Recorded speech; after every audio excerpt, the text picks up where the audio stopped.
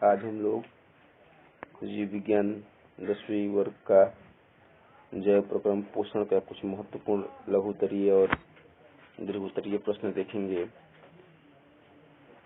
जिसमें सबसे पहला प्रश्न है रंजक क्या है, जिसका आंसर है रंजक में अणु होते हैं जो सूर्य के दृश्य प्रकाश की एक विशेष तरंगदैर्घ्य वाली राशियों का अवशोषण करते हैं।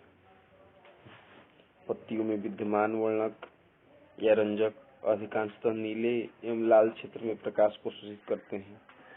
वे हरे रंग के प्रकाश को परावर्तित कर देते हैं, इसलिए पौधे हरे रंग के दिखाई देते हैं। यहाँ एक और क्वेश्चन बन सकता है कि पौधे हरे रंग के क्यों दिखाई पड़ते हैं, जिसका आंसर यही होगा। रंजक की उपस्थिति होने के कारण पौधे हरे रंग के दिखाई देते हैं। आप इस आंसर को पढ़ करके समझ करके याद कर सकते हैं। परीक्षा की दृष्टि से भी और व्यवहारिक दृष्टि से भी ये प्रश्न बहुत ही महत्वपूर्ण है। अगला प्रश्न, पर्णहरित के कितने घटक हैं, उनके रंगों को बताएं। पर्णहरित के प्रमुख 4 घटक हैं, जिसका नाम नीचे दिया गया है, जिसे आप पढ़ करके उतारिए।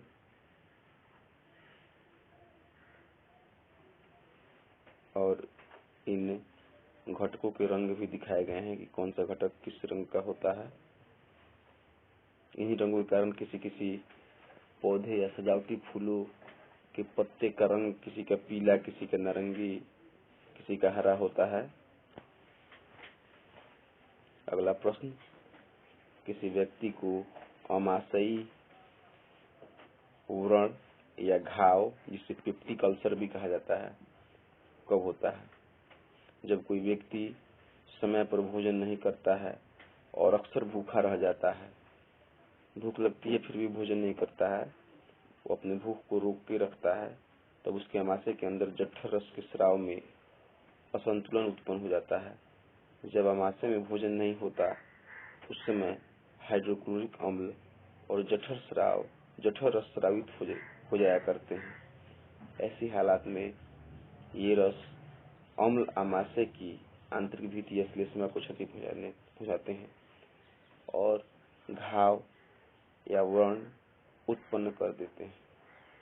इससे अमाशय में जलन होती है और बाद में असहाय कष्ट होता है। अमाशय का आंतरिक श्लेष्मा क्षतिग्रस्त हो जाता है, तब पाचन की क्रिया बाधित होती है और रक्त का विस्राव होने लगता है। अर्थात यह बहुत ही खतरनाक रोग है। इसलिए जब भूख लगे तो तुरंत थोड़ा कुछ खा करके जल ग्रहण कर लेना चाहिए, अन्यथा भूख की वजह से जब अमाशय की भीतरी दीवारों पर हाइड्रोक्लोरिक अम्ल का स्राव होगा तो उनसे अमाशय की आंतरिक भित्ति श्लेष्मा क्षतिग्रस्त हो जाएगी और वहां घाव उत्पन्न हो जाएगा। इसे पेप्टिक अल्सर का नाम दिया जाता है। यह भी प्रश्न हमारे व्यवहारिक जीवन के लिए और एग्जाम की दृष्टि से बहुत ही महत्वपूर्ण है। आप इसे पढ़कर समझकर अपने जीवन में उतारने का प्रयास करें। अगला प्रश्न, स्वपोषी पोषण तथा विषमपोषी पोषण में क्या अंतर है? स्वपोषी पोषण और विषमपोषी पोषण में निम्नलिखित अंतर है। पहले स्वपोषी पोषण के बारे में लिख दिया गया है 3 पॉइंट, उसके बाद विषमपोषी पोषण के बारे में लिख दिया गया है। आप आसानी से इस वाक्यों को पढ़ करके समझ सकते हैं। और वैसे भी नाम से भी स्पष्ट हो रहा है, स्वपोषी मतलब वैसा जीव जो अपने पोषण की क्रिया के लिए अपने आप पे खुद पे निर्भर करता हो, स्वपोषी जीव कहलाता है, जैसे कि पेड़ पौधा। और विषमपोषी जो ऐसा जीव जो अपने पोषण के लिए किसी दूसरे जीव पर निर्भर हो, जैसे कि मनुष्य या जीव जंतु। मनुष्य पेड़ पौधों पर निर्भर है। पेड़ पौधे खुद अपना भोजन खुद बनाते हैं, इसीलिए उनको स्वपोषी जीव कहा जाता है। प्रकाश संश्लेषण के लिए कच्ची सामग्री पौधे कहाँ से प्राप्त करते हैं? यहाँ पे दिया गया है कि प्रकाश संश्लेषण के लिए कच्ची सामग्री पौधे अलग अलग स्रोतों से प्राप्त करते हैं। कौन कौन चीजें कहाँ कहाँ से प्राप्त करते हैं? देखिए, इन सभी चीजों को पॉइंट के हिसाब से आपको समझाने का प्रयास किया गया है। हमें आशा है कि आपको आंसर भली भांति समझ में आएगा, और नहीं आने पे आप संपर्क कर सकते हैं। हमारे आमाशय में अम्ल की क्या भूमिका है? अम्ल की निम्न भूमिका है। आमाशय में अम्ल की बहुत सारी भूमिका है, जो यहाँ पे भूमिका आपको दिखाया गया है। 2 भूमिका को पॉइंट के हिसाब से दिया गया है। अगला प्रश्न, पाचक एंजाइमों का क्या कार्य है? पाचक एंजाइमों के कार्य को भी दिया गया है। अब आगे दीर्घोत्तरीय प्रश्न उत्तर है। इसमें पहला प्रश्न है, पोषण किसे कहते हैं? जीवों में होने वाली विभिन्न पोषण विधियों का उल्लेख करें। पोषण मोस्ट इम्पोर्टेंट क्वेश्चन है।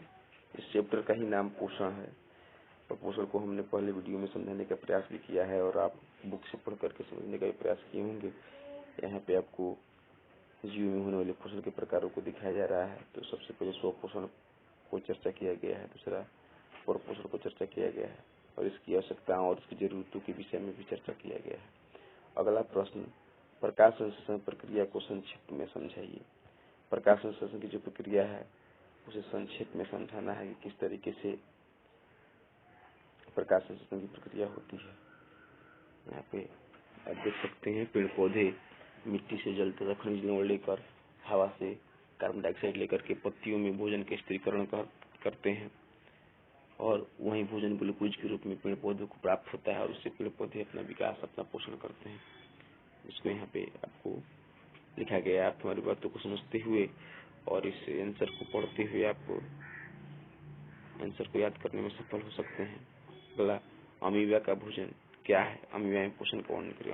अमीबा एक कोशिकीय जीव है, इसमें कोशिकाएं होती हैं, और इसका भोजन क्या क्या भोजन करता है इसको आपको बता यहाँ पे आंसर में बताया जाए। अमीबा का भोजन शैवाल के छोटे छोटे टुकड़े, बैक्टीरिया, डायटम और अन्य छोटे एक कोशिकीय जीव तथा मृत कार्बनिक पदार्थों के छोटे छोटे टुकड़े इत्यादि होते हैं। अमीबा में पोषण अंतर्ग्रहण, पाचन तथा भोजन की प्रक्रिया द्वारा संपन्न होता है। अंतर्ग्रहण का मतलब भोजन को वह ग्रहण करता है, फिर उसके केंद्रक में भोजन का पाचन होता है, फिर उसके बाद बहिष्करण होता है। कोई भी जीव जब भोजन ग्रहण करता है तो उस भोजन में मौजूद खनिज लवण या विटामिन के कारण जो है उसको शक्ति प्रदान होती है। उसके बाद जो अवशिष्ट पदार्थ बचता है उसको मल के रूप में त्याग करता है। किसी भी सजीव का यह लक्षण है, जो जीव जंतु का यह लक्षण है। पेड़ पौधे में प्रक्रियाएं नहीं होती हैं, लेकिन अन्य सभी जीव जंतुओं में इस तरीके की प्रक्रियाएं होती है। अमीबा में भी इसी प्रकार की प्रक्रियाएं होती हैं, जिसको इस आंसर के माध्यम से आपको समझाने का प्रयास किया गया है। अगला प्रश्न है, मनुष्य के आहार नाल में पाचन की क्रिया का वर्णन करें। इन सभी प्रश्नों में फिगर आपको बुक से संपर्क करके समझना होगा कि अमीबा में भोजन का पाचन के लिए अंतर्ग्रहण वगैरह क्या है, इसमें बुक में सब समझाया गया होगा। और अगले वीडियो से मैं इसमें चित्र को भी लाने का प्रयास करूंगा। इसमें आप बुक की सहायता लेकर के आप फिगर को समझ सकते हैं। ये मनुष्य में आहार नाल, यहाँ पे पाचन की क्रिया के लिए आहार नाल की बनावट आपको देखने होंगे बुक के माध्यम से, और इस आंसर को पढ़ते हुए उस बुक के माध्यम से आप देखिएगा तो आपको बातें अच्छी तरीके समझ में आएंगी। अंतर्ग्रहण मतलब मुख गुहा, मुंह में मनुष्य भोजन करता है, मुंह में जाने के बाद उसकी पाचन की प्रक्रिया प्रारंभ होती है। दांतों के माध्यम से भोजन को और छोटे छोटे टुकड़ों में काटता है, और मुंह में मौजूद जो लार है उस भोजन को और मतलब क्या है कि छोटे छोटे टुकड़ों में बांटती है, और उसको कार्बोहाइड्रेट के रूप में तोड़ने का प्रयास करती है। आगे जब वह कंठ द्वार से होते हुए जब आप आमाशय में पहुंचता है तो वहाँ पाचन भोजन की शुरू होती है। आमाशय की जठर ग्रंथियों से जो है HCl अम्ल का स्राव होता है, इसके कारण जो है भोजन वहाँ भी पकता है। और यहाँ पे आंसर में आपको बताया गया है किस तरीके से भोजन का पाचन होता है और किस तरीके से फिर उसका उत्सर्जन होता है, जिसके माध्यम से आप समझ सकते हैं। और इसके फिगर को जो है बुक में देख सकते हैं, और देखने के बाद आप अपने नोटबुक में उतार सकते हैं। इस तरह से आज के यह महत्वपूर्ण प्रश्न जो समाप्त होते हैं।